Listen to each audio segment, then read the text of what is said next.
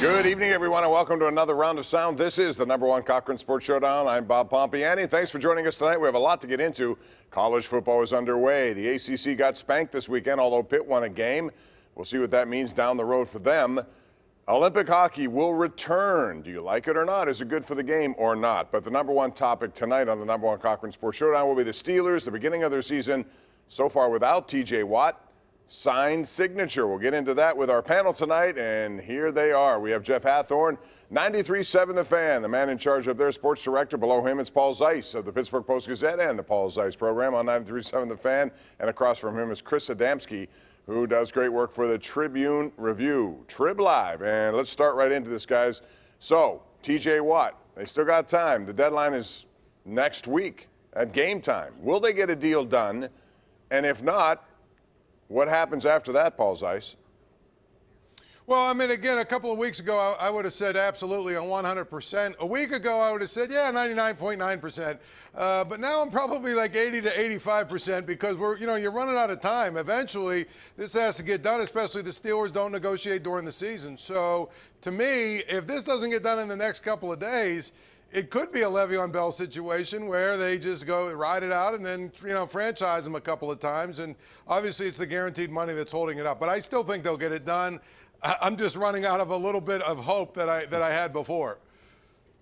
Different situation, but this is the third time now in 5 Labor Days that there'll be sort of a watch on to see Le'Veon Bell showing up in 2017 and 2018.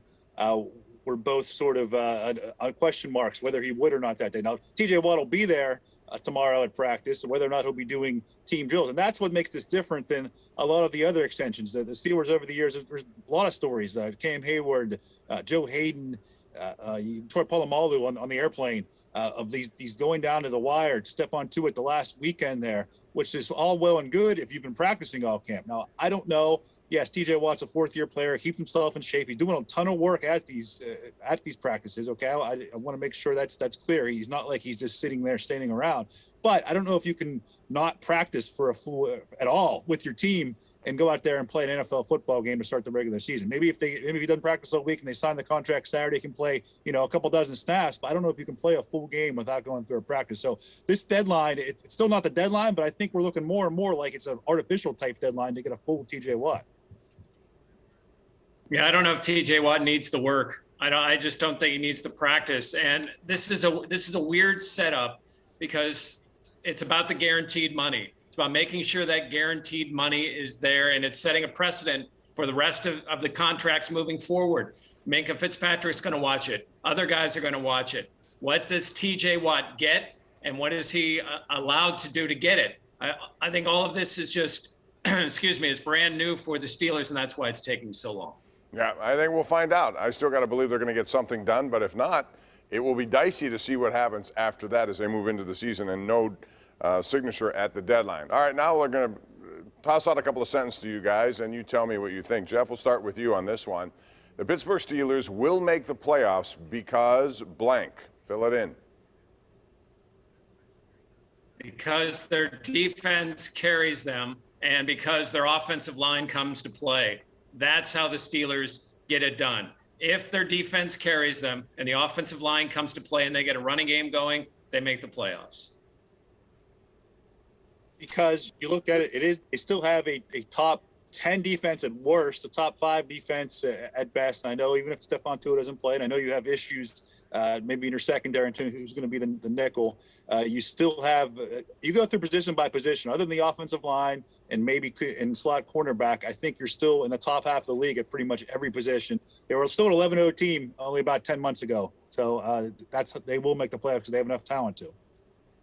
The Steelers will make the playoffs because they've got a really good quarterback, a really good defense, and that quarterback has some really new weapons in Freiermuth and Najee Harris, and I think he's still got good receivers. So, yeah, I think that's their formula is going to be their offense making big plays or grinding it out with Najee Harris, and their defense, stopping other teams from scoring. So they will make the playoffs because I do think their defense is good enough. All right, Jeff, the Steelers will miss the playoffs. Give me your biggest reason why they would miss it.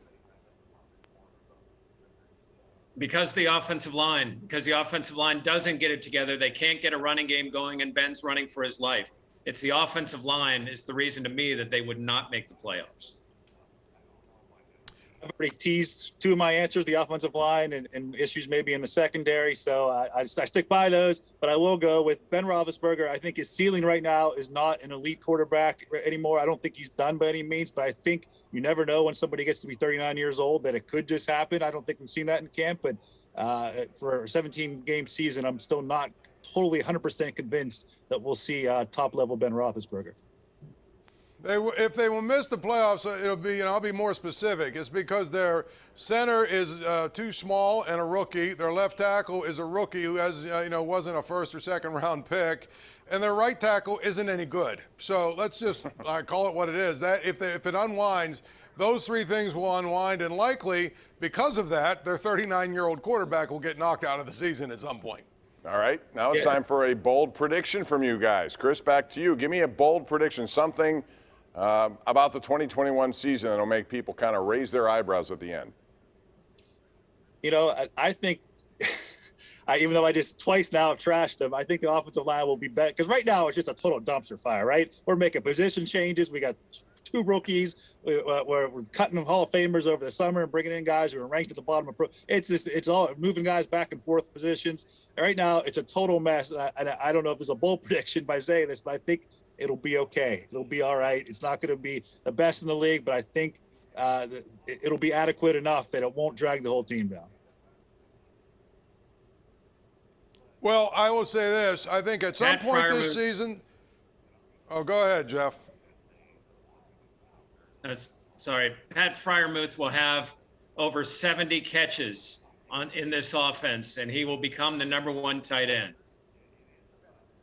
Okay, at some point, they're going to need Mason Rudolph to win one or two games that are going to be key games, and he will come through for them and win those games. Ooh, that's pretty bold. I like that one. A lot of people wouldn't agree with that, but I do. I think there's something to that if it should happen.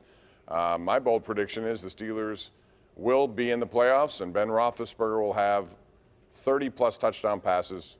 Again, it may not be bold in the eyes of people who followed his history, but for how many people don't seem to think he is capable of moving on, I think he will. I think he's going to have a fabulous year. All right, when we come back, we'll talk about the rest of the AFC North and some other NFL stuff when we continue. Who's going to win the division? How many playoff teams will there be in the AFC North? We'll discuss that when we continue right here on the #1 Cochran Sports Showdown. The #1 Cochran Sports Showdown is brought to you by #1 Cochran. Go one better. And by Highmark Blue Cross Blue Shield. Have a greater hand in your health.